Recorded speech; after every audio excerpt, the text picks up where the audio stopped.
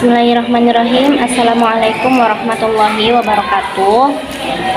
Alhamdulillahirrabbilalamin. Wassalatu wassalamu ala asyrafil anbiya'i wal mursalin Sayyidina Muhammadin wa ala alihi wa sahbihi ajma'in.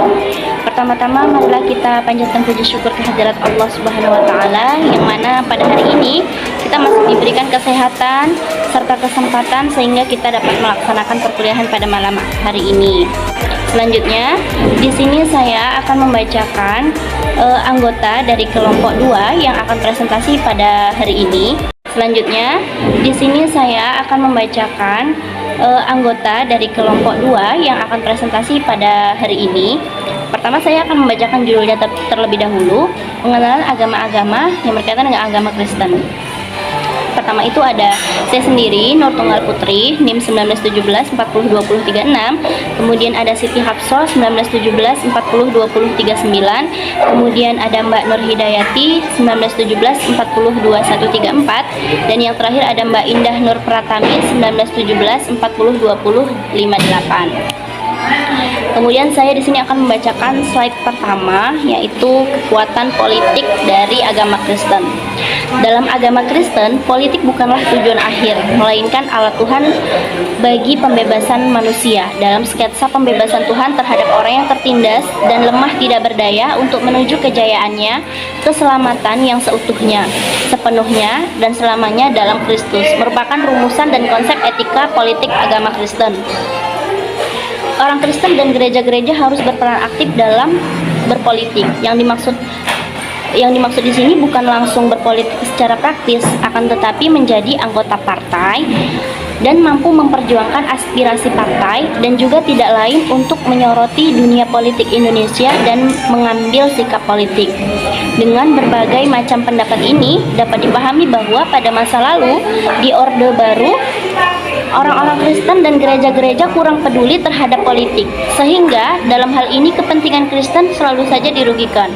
Maka hal yang seharusnya dilakukan pada zaman sekarang yang disebut era reformasi adalah orang-orang Kristen dan gereja-gereja diminta untuk mengambil sikap baru. Dengan begitu, kepentingan Kristen akan lebih diperjuangkan dengan hasil yang akan lebih baik. Kemudian untuk kekuatan sosialnya, di sini saya akan menjelaskan kelahiran agama Islam dan Kristen serta Katolik melahirkan sejumlah nilai dan aturan sosial yang mengikat masyarakat dalam keseimbangan warga Indonesia. Ya, untuk yang selanjutnya adalah kekuatan ekonomi agama Kristen. Salah satu sisi ekonomi dalam PL adalah sisi kemiskinan. Titik Alkitab menegaskan bahwa realitas kemiskinan dunia. Ulangan 15 ayat 11 berkata, alasan orang-orang miskin tidak jenuhnya akan ada di dalam negeri. Itulah sebabnya aku memberi perintah kepadamu.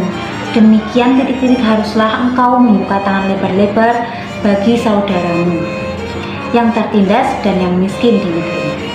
Nah, kebenaran ini diserukan lagi oleh Yesus dalam Matius 26 ayat 11 yang berbunyi, karena orang-orang miskin selalu ada padamu, tetapi aku tidak akan selalu bersama kamu. Nah, Alkitab mengajarkan respon jasmani terhadap kemiskinan dan kelaparan sebagai suatu ujian pengalaman agama Kristen. Pemahaman yang mendalam mengenai ekonomi Israel dengan mempertimbangkan lokasi geografis Israel di tengah-tengah bangsa, sifat dari bangsa-bangsa di sekitarnya, dan pilihan Allah untuk menempatkan Israel dalam situasi seperti itu di tanah Kanaan di waktu penyelesaian dan pendudukan Mesopotamia, dan pada tingkat lebih rendah yaitu Asia Kecil. Untuk yang selanjutnya adalah aliran dalam agama Kristen. Jadi ada beberapa aliran dalam agama Kristen. Yang pertama, aliran Lutheran. Aliran ini merupakan ajaran dari Martin Luther. Pada abad 16 terjadi reformasi agama Kristen oleh Luther di Jerman. Tujuan Luther membentuk agama Kristen ini, atau lebih tepatnya agama Kristen Protestan, adalah agar setiap orang Kristen mendasari seluruh iman kepercayaannya di dalam Yesus Kristus yang berpedoman pada Alkitab. Yang kedua ada aliran Calvins atau Calvinisme, adalah aliran pengikut Calvin awal pada abad ke-17 atau teologi Calvin. kemudian menjadi tradisi dan doktrin atau dogma gereja-gereja Protestan Reformasi. Untuk yang ketiga, ada aliran Baptis. Nah, aliran ini pada awal abad ke-16 sebagian orang Kristen merasa kurang puas terhadap apa yang dilakukan Luther dan Calvin. Karena mereka kurang puas, makanya mereka itu melakukan perombakan terhadap gereja. Nah, perombakan ini dilakukan saat dilakukan pada saat melaksanakan baptisan kudus secara selam pada abad 20 muncul aliran Pantekostal. Aliran ini didirikan dan dipimpin oleh David Yonggi pada tahun 1958. Aliran ini adalah aliran lanjutan dari gerakan kesucian Holiness Movement dalam gereja Baptis dan Metodis. Selanjutnya ada aliran karismatik. Aliran karismatik dikenal sebagai gerakan Pantekostal baru. Pada tahun 1959, gerakan aliran ini mengarah pada peristiwa yang terjadi dalam lingkungan gereja episkopal di kota Los Angeles, California. Selanjutnya ada aliran Injil Evangelikal. Aliran Injil Evangelikal didirikan oleh Harlow of Canada. Aliran ini muncul karena denominasi dari fundalisme. Aliran ini secara langsung mengembangkan dan memahami fundalisme. Pada abad 20, gerakan fundalisme muncul di Amerika Serikat yang memiliki sifat antar denominasi. Yang selanjutnya, saya Nurul Hidayati akan menjelaskan tentang relasi agama Kristen Islam di dunia, di Indonesia, dan di Banyumas. Yang pertama, saya akan menjelaskan tentang relasi agama Kristen Islam di dunia. Hubungan yang terjadi antara umat Islam dan Kristen didasarkan pada persepsi antara keduanya melalui keyakinan yang ada pada agama masing-masing. Hal ini menyebabkan seseorang melakukan proses sosial tidak hanya terhadap agamanya sendiri, tapi juga pada orang yang berbeda. Umat Islam memiliki keyakinan tertentu berdasarkan ayat-ayat Al-Quran, sedangkan umat Kristen memiliki keyakinan berdasarkan pada ayat-ayat Alkitab atau Injil. Ketika kita berbicara tentang hubungan Islam dengan Kristen di dunia, ada suatu peristiwa yang mengingatkan kita pada peristiwa bersejarah. Peristiwa itu dikenal dengan nama Perang Salib, yaitu suatu gerakan umat Kristen di Eropa yang memerangi umat Muslim di Pakistan. Tujuan perang tersebut adalah untuk merebut tanah suci dari kekuasaan kaum muslimin dan mendirikan gereja serta kerajaan Latin di timur. Gerakan tersebut menjadi awal terbentuknya persinggungan umat Islam dan Kristen hingga saat ini. Nah, ada beberapa faktor yang menyebabkan relasi umat Islam dengan Kristen. Faktor tersebut antara lain, yang pertama, teologi dan relasi keagamaan. Kemudian yang kedua, ada politik dan relasi keagamaan. Yang ketiga, identitas personal dan loyalitas kelompok. Yang keempat, mayoritas dan minoritas. Yang kelima, negara. Yang keenam, faktor kemanusiaan. Kemudian yang kedua, ada relasi Kristen dan Islam di Indonesia. Islam menjadi agama mayoritas di Indonesia.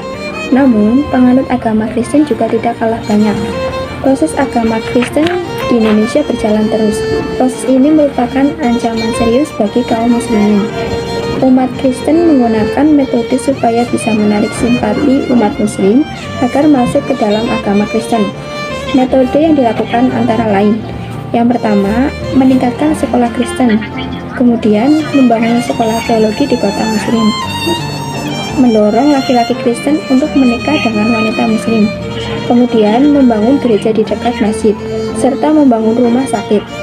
Namun, dari pihak Kristen tidak mengakui tentang adanya kristenisasi. Hal tersebut menyebabkan konflik terbuka dan tindak kekerasan. Kesulitan ini disebabkan oleh pembangunan sebuah gereja kecil Metodis di Meulaboh, Aceh Barat. Selain itu, di ujung pandang ada sebuah gereja yang dirusak oleh umat Islam.